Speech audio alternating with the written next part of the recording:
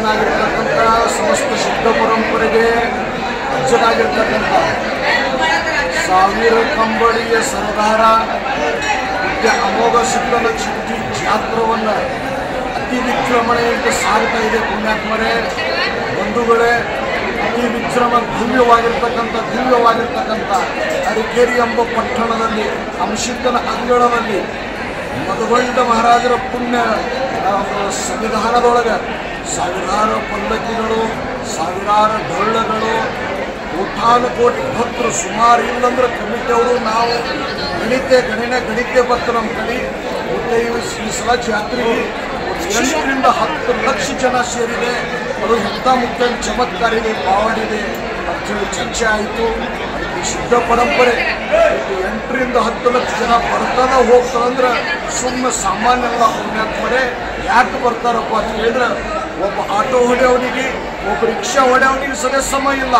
ಇಂಥ ಕಲಿಕಾಲ ದಿನಮಾನದೊಳಗೆ ಕಲಿತೇರಿ ಮಾನವರ ಬಗ್ಗಿಸಿ ಉದ್ಧಾರ ಮಾಡುವಂಥ ಶಕ್ತಿ ಎಲ್ಲಿದೆಯಪ್ಪ ಅಂತ ಕೇಳಿದ್ರೆ ಇದೇ ಮೂಲ ಸ್ಥಾನದೊಳಗಿದೆ. ಪುಣ್ಯಾತ್ಮರೇ, ಇದನ್ನು ತಾವು ನೆನಪಿಟ್ಟುಕೋಬೇಕು. ಇದು ಮುಖ್ಯನ ಚಟ್ಟಿ ಜಾತ್ರೆ, ದಿವ್ಯವಾಗಿರ್ತಕ್ಕಂಥ ಇದು ಇದು ಇದು ಸ್ವತಂತ್ರ ಮಾಡಿದವರೇ ಯಾರಪ್ಪ ಅಂತ ಕೇಳಿದ್ರೆ ಸಿದ್ಧ ಪರಂಪರೆ. ಮುಖ್ಯನ ಸಿದ್ಧ ಪರಂಪರೆ ಯಾರು ಮಾಡಿದವರಪ್ಪ ಅಂತ ಕೇಳಿದ್ರೆ ನಾವು ಪದೇ ಸಭೆದೊಳಗೆ ಹೇಳ್ತಿದ್ದೆ.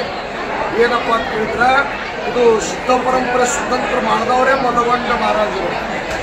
ಯಾಕಪ್ಪ ಅಂತ ಹೇಳಿದ್ರೆ ಅಣ್ಣ ತಮ್ಮರು ಜರ ಹೊಡೆದಾಡ್ತಿದ್ರಂದ್ರೆ ಮಹಾಭಾರತ ಆಗ್ತಿದ್ದಿಲ್ಲ. ಪುಣ್ಯಾತ್ಮರೇ, ಒಂದು ವೇಳೆ ಸೀತೆಗೆ ರಾವಣ ಜರ ಒಯ್ತಿದ್ದಂದ್ರೆ ಎತ್ತು ಒಯ್ತಿದ್ರಂದ್ರೆ ರಾಮಾಯಣ ಆಗ್ತಿದ್ದಿಲ್ಲ. ಪುಣ್ಯಾತ್ಮರೇ, ಇದು ಎಲ್ಲರಿಗೂ ಗೊತ್ತಿದ್ದು. ಈ ಸಿದ್ಧ ಪರಂಪರೆಯಲ್ಲಿ ಮನೆಯಲ್ಲಿ ಮಧುಬಂಡ ಮಹಾರಾಜರ ಜನ ಹುಟ್ಟಿಲಿ ಬರ್ತಿದ್ರಂದ್ರೆ ಈ ಪರಂಪರೆ ಬೆಳೀತಿದ್ದಿಲ್ಲ. ಪುಣ್ಯಾತ್ಮರೇ, ನೆನಪಿಟ್ಕೋಬೇಕು. ಆ ಅಪ್ಪ ಮಧುಬಂಡ ಮಹಾರಾಜರ ಮೂಲ ಸ್ಥಾನ ಆಗಿರ್ತಕ್ಕಂಥ ಮೂಲ ಮಟ್ಟದೊಳಗೆ ನೋಡಿ, ಅಲ್ಲಿ ದಾಸೋಹ ಹೇಗೆ ನಡೆದಿದೆ, ಮಹಾಪ್ರಸಾದ ಹೇಗೆ ನಡೆದಿದೆ, ಎಲ್ಲ ಭಕ್ತರು ವೈಭವ. ಇವತ್ತು ನೂರಾರು ಪಲ್ಲಕ್ಕಿಗಳು, 200 ಗಂಟೆ ಪಲ್ಲಕ್ಕಿಗಳು ಭೇಟಿ ಆಗ್ತಾವೆ. 4 ಗಂಟೆಗೆ ಕೋಟಾನು ಕೋಟಿ ಭಕ್ತರು ಬರ್ತಾರೆ. ಈ ದಾಸೋಹ, ಈ ಜಾತ್ರೆ ಭವ್ಯವಾಗಿರ್ತಕ್ಕಂಥ ಜಾತ್ರೆಯನ್ನು ನೋಡಿ ಸಮಸ್ತ ಸದ್ಭಕ್ತರು ಉದ್ಧಾರ ಆಗಬೇಕು. ಇದು ಒಂದು ಸಂಕಲ್ಪ ಶಕ್ತಿ ಸ್ಥಾನ ಇದೆ. ಯಾರು ಈ ಸ್ಥಾನದೊಳಗೆ ಬಂದು ಒಂದು ಸತ್ಯ ಸಂಕಲ್ಪ ಮಾಡ್ಕೊಂಡು ಹೋಗ್ತಾರೆ, ವರ್ಷ ತುಂಬುದರೊಳಗೆ ಅವ್ರ ಮನ್ಯಾಗ ಅಂಶಕ್ಕೆ ವಾಸ ಮಾಡ್ತಾನೆ, ಬಂಗಾರ ಹೋಗಿ ಹೈಸ್ತಾರೆ.